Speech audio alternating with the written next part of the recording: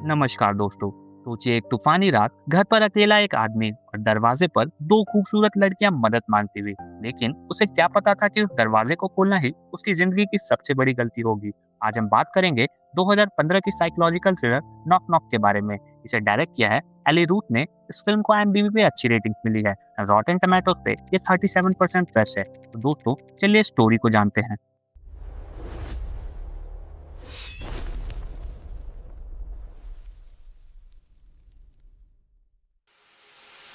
Movie के starting scene में हमें एक फैमिली को दिखाया जाता है जिसमें हस्बैंड का नाम इवान और वाइफ का नाम कैरन होता है।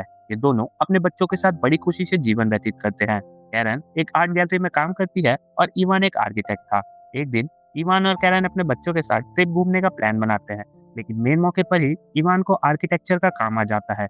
इसकी वजह से वह फैमिली के साथ जा नहीं पाता। इसलिए कैरन अपने बच्चों के साथ अकेले ही ट्रिप पे घूमने चली जाती है और इवान डॉग के साथ घर पे ही रह जाता है। इवान रात को जब अपने आर्किटेक्चर का काम कर रहा होता है, तभी उसके घर की बेल बजती है। जब वो दरवाजा खोलता है तो दो लड़कियां बारिश में भीगी हुई दिखाई देती है। उनमें से एक का नाम बेला और दूसरे का नाम जेनेसिस था। वो इवान को बताती है कि हम लोग पार्टी जा रहे थे, लेकिन रास्ते में भटक गए और बारिश के कारण फोन भी बंद हो चुका है। उनकी बात सुनकर इवान उनको घर के अंदर बुला लेता है और उन्हें सबसे पहले टॉवल्स देता है और एक लड़की को आईपैड देता है ताकि वो अपने पार्टी की लोकेशन ढूंढ सके। लड़की आईपैड पर सर्च करती है और देखती है कि पार्टी की लोकेशन काफी दूर है। इसलिए इवान उन दोनों के लिए कैब बुक कर देता है। अब कैब को आने में 45 मिनट बाकी थे, लेकिन वो लड़कियां बारिश में बहुत ज्यादा भीग चुकी थी। इसलिए वो इवान का बाथरूम यूज करके फ्रेश होकर उसके पास आती हैं और इवान उनके लिए कॉफी बना रहा था। उसके बाद वो बैठकर बातें करने लगते हैं। इवान पूछता है कि तुम लोग क्या करती हो, तो वो बताती हैं कि वो एक एयर होस्टेस है और अपने यात्रियों का बहुत ज्यादा ध्यान रखती हैं। इसके बाद वो इवान के पास जाकर उन्हें एयर होस्टेस का काम दिखाने लगती हैं कि कैसे वो अपना काम करती है। लेकिन ऐसा करने की वजह से वो इवान को सेड्यूस करने लगती हैं। इससे इवान को कुछ अच्छा नहीं लगता, इसलिए वो वहां से उठकर दूसरी कुर्सी पर बैठ जाता है। तब इवान अपने फोन को चेक करता है और देखता है कि कैब के आने में अभी 20 मिनट बाकी है। इसके बाद वो दोनों लड़कियां इवान को उसकी वाइफ के बारे में पूछती है। इवान बताता है कि उसकी वाइफ आर्ट गैलरी में पेंटिंग बनाती है। वो अपनी वाइफ की पेंटिंग भी दिखाता है। ऐसे ही बातें करते करते दोनों इवान के बहुत ज्यादा करीब आने लगती है। इवान उन्हें इग्नोर करने की कोशिश करता है और फिर से कैब को चेक करता है। अब कैब के आने में 5 मिनट बाकी थे। इसके बाद वो थोड़ा रिलैक्स फील करता है, क्योंकि उसे लड़कियों का बिहेवियर कुछ ठीक नहीं लग रहा था। वहीं कैब के आने में 2 मिनट पहले ही बेला और जेनेसिस इवान के ना होने का फायदा उठाकर बाथरूम के अंदर चली जाती है। तभी इवान उनके कपड़े सुखाकर उन्हें बाथरूम के पास जाकर कहता है कि तुम्हारे कपड़े सूख चुके हैं और बाहर कैब भी आ चुकी है। लेकिन वो दोनों अंदर मजे से नहा रही थी और इवान की बातों को इग्नोर कर रही होती है। इवान के बार बार कहने पर जब वो बाहर नहीं आती तो इवान अपने आंखों पर हाथ रखकर उन्हें कपड़े देने के लिए अंदर आ जाता है। लेकिन अंदर जाकर देखता है कि वो लड़कियां न्यूड होकर खड़ी थी। तभी वो दोनों इवान को कहती हैं कि तुम भी हमारे साथ एंजॉय करो। इतना कहकर इवान से वो चिपकने लगती है, लेकिन इवान ऐसा नहीं करना चाहता था क्योंकि वो शादीशुदा था। इसलिए वो इनको इग्नोर करने की पूरी कोशिश करता है। लेकिन जब वो दोनों इवान के कुछ ज्यादा ही क्लोज आने लगती है तो इवान अपनी फीलिंग्स पर काबू नहीं कर पाता। उनके साथ वो इंटीमेट होने के बाद बेडरूम में इंटीमेट होता है। कैब ड्राइवर थोड़ी देर इंतजार करने के बाद वहां से चला जाता है। अगले दिन जब इवान सोकर उठता है तो देखता है कि लड़कियों का कोई नामो निशान नहीं है। तो उसे लगता है कि शायद वो चली गई हैं। लेकिन तभी किचन में हंसने की तेज तेज आवाज आती है। किचन में जाते ही वो देखता है कि उन्होंने किचन का काफी बुरा हाल कर रखा है। तभी इवान को कैरन का वीडियो कॉल आता है और उससे बात करने के लिए वो बाहर चला जाता है। अपनी वाइफ से बात करने के बाद वो जब घर के अंदर आता है तो गुस्से से उन्हें कहता है कि जल्दी से अपने कपड़े पहनो और मेरे घर से दफा हो जाओ। लेकिन कुछ देर बाद वो देखता है कि दोनों ने उसकी वाइफ की पेंटिंग्स को खराब कर दिया है, जिससे अब उसे और ज्यादा गुस्सा आता है। वो कहता है कि मैं पुलिस को कॉल कर रहा हूँ और तुम्हें जेल जाने से बचना है तो यहाँ से चली जाओ। ये सुनकर बेला और जेनेसिस हंसने लगती है। वो कहती है कि हम दोनों अंडर एज हैं और कल तुमने हमारे साथ इंटीमेट हुए थे, तो ये कानूनी जुर्म है। इसलिए अगर तुम पुलिस को बुलाओगे तो पुलिस तुम्हें ही पकड़ के जेल में डालेगी। ये सुनकर इवान सोचता है कि कल रात उसने कितनी बड़ी गलती की और तभी दरवाजे पर कोई बेल बजाता है। दरवाजा खोलने पर इवान को कैरन की दोस्त बेबियन नजर आती है। इवान से वो पूछने आई थी कि उसे किसी चीज की जरूरत है या नहीं।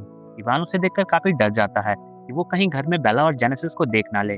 उनके बातचीत के दौरान जेनेसिस अचानक बाहर आकर इवान से चिपकने लगती है। ये देखकर विवियन को लगता है कि इवान उस लड़की के साथ अफेयर चला रहा है, जिससे वो गुस्से में उसे गालियां देकर वहां से चली जाती है।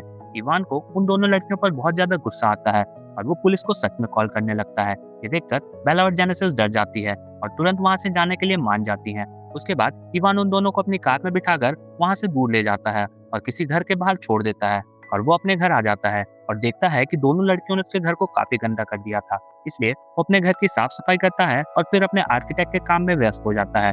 तभी उसको को घर में कुछ गिरने की आवाज सुनाई देती है। वो देखता है कि उसकी फैमिली फोटो नीचे गिरी है। जैसे ही उस फोटो को उठाने के लिए वो नीचे झुकता है, तभी पीछे से जेनेसिस फायर एक्सटिंग्विशर से उसे मारकर बेहोश कर देती है। कुछ टाइम बाद जब इवान को होश आता है तो खुद को वो रस्सियों में बंधा पाता है। वो जेनेसिस को चिल्लाकर बोलता है कि मेरी रस्सियां खोलो, लेकिन वो नहीं सुनती। तभी बेला इवान की बेटी की स्कूल की ड्रेस पहनकर वहां आती है और वो उन दोनों लड़कियों को इवान के कपड़े उतारने को कहती है, लेकिन इवान उन्हें रोकने की कोशिश करता है। लेकिन उसी समय उसकी वाइफ का वीडियो कॉल आता है और जेनेसिस इवान से कहती है कि तुम बेला के साथ इंटीमेट नहीं हुए तो हम दोनों तुम्हारे कपड़े उतारकर तुम्हारी वाइफ को वीडियो कॉल पर कहेंगे कि तुम हमारे साथ मजे कर रहे हो। ये सुनकर इवान बात मान लेता है। इसके बाद बेला इवान के साथ इंटीमेट होने लगती है और जेनेसिस उन दोनों की रिकॉर्डिंग करने लगती है। थोड़ी देर बाद जब जेनेसिस बाहर कुछ खाने के लिए जाती है तो इवान बेला के साथ इंटीमेट होते हुए अपनी पूरी ताकत से रस्सी तोड़ देता है और बेला को धक्का देकर नीचे गिरा देता है। उसके बाद वो जेनेसिस के पास जाता है जो कि कुछ खा रही थी। जेनेसिस उसके शोल्डर पे बहुत तेज वार करती है और उसे बेहोश कर देती है। कुछ देर बाद जब उसे होश आता है तो वो खुद को बंधा पाता है। जेनेसिस और बेला उसके साथ क्विज गेम खेलने लगती है। कुछ समय बाद कैरन के साथ काम करने वाला वर्कर जिसका नाम लुइस था, कैरन के बनाए हुए मूर्ति को लेने उसके घर आता है।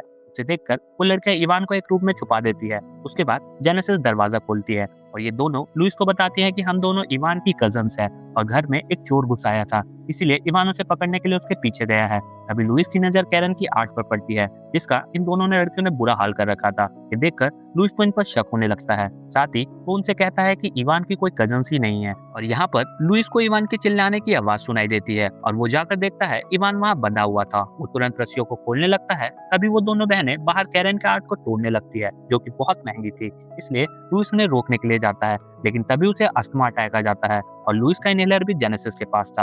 वो उनसे अपना इनहेलर लेने की कोशिश करता है। इसी बीच उसका पैर लड़खड़ाने की वजह से वो जोर से नीचे गिरता है और उसका सर सीधा पेंटिंग पे लगता है, जिसकी वजह से कुछ सेकंड में उसकी मौत हो जाती है। लुइस की मौत देखकर बेला और जेनेसिस हंसने लगती है जैसे कि उन्हें कोई फर्क ही नहीं पड़ रहा हो। उन्हें हंसता देखकर इवान समझ जाता है कि ये दोनों साइको है। उसके बाद जेनेसिस और बेला लुइस की डेड बॉडी आर्ट में कवर करके उसकी गाड़ी में रख देते हैं और वापस आकर लुइस और इवान के फोन में एक दूसरे को मैसेज करके शो करते हैं कि जैसे कैरन के साथ लुइस का अफेयर चल रहा है और दोनों के अफेयर के बारे में इवान को पता चल गया, जिससे गुस्से में आकर उसने उसका मर्डर कर दिया।